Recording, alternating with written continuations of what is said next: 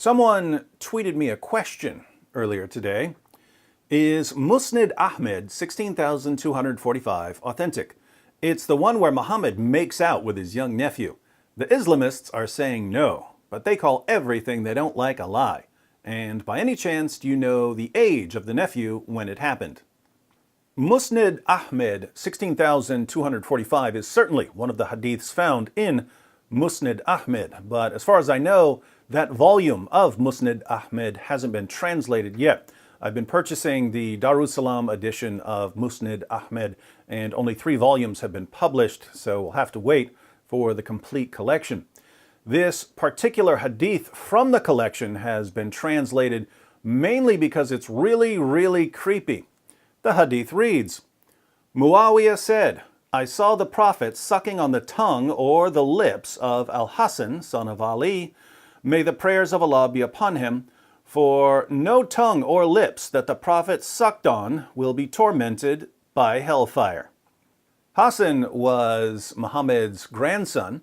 Here we have Muhammad sucking on his grandson's tongue or lips, and Muhammad had somehow guaranteed that if he sucked on someone's tongue or lips, that person would be saved from hellfire. To be fair, this doesn't say that Muhammad was making out with his grandson. It says that he was sucking on his grandson's tongue or lips. But think about how creepy this is. Hey kid, let me suck on your tongue. If I suck on your tongue, you'll go to heaven.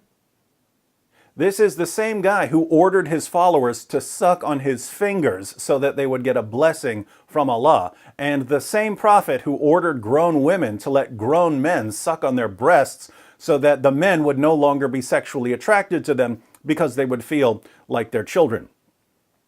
The prophet of Islam sure liked sucking, but since the relevant volume of Musnad Ahmed hasn't been translated yet, it's hard to show this hadith to Muslims.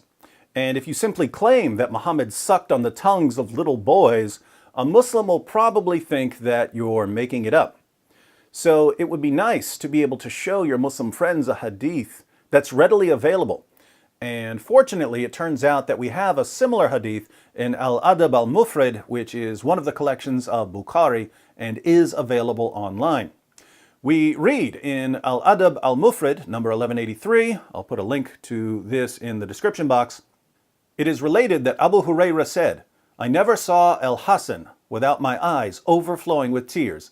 That is because the Prophet, may Allah bless him and grant him peace, went out one day and I found him in the mosque.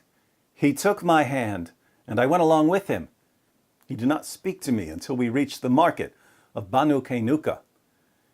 He walked around it and looked. Then he left, and I left with him until we reached the mosque. He sat down and wrapped himself in his garment. Then he said, Where is the little one? Call the little one to me. Hassan came running and jumped into his lap. Then he put his hand in his beard. Then the Prophet, may Allah bless him and grant him peace, opened his mouth and put his tongue in his mouth.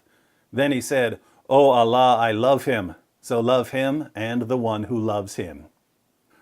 So this isn't Muhammad sucking on Hassan's tongue. This is Muhammad sticking his tongue in Hassan's mouth so Hassan could suck on it. No wonder Abu Hurairah would cry when he would think about this. Muslim apologists explain these hadiths in 2 main ways. First, some Muslim apologists claim that Muhammad's spit had miraculous properties, and that by sticking his tongue in a boy's mouth, he was miraculously feeding him. Second, other Muslim apologists point out that Arabia has a very dry climate, and that by sticking his tongue in a boy's mouth, Muhammad was simply quenching the boy's thirst. Notice, however, that if Muhammad was quenching a boy's thirst by letting the boy suck on his tongue, the reverse was true in the hadith from Musnad Ahmed. Since Muhammad was sucking on the boy's tongue, Muhammad was quenching his own thirst by literally sucking the saliva from a little boy's mouth. I hope we're all learning about the Prophet of Islam. For those of you who appreciate the fine arts, we reenacted Muhammad's teachings about sucking on people's tongues and sucking on people's fingers, and breastfeeding adults in 3 installments of Islamicize Me. Enjoy the videos, and be sure to share them with your Muslim friends who don't know any of this because their imams always forget to tell them what their sources really say about the most obvious false prophet in history.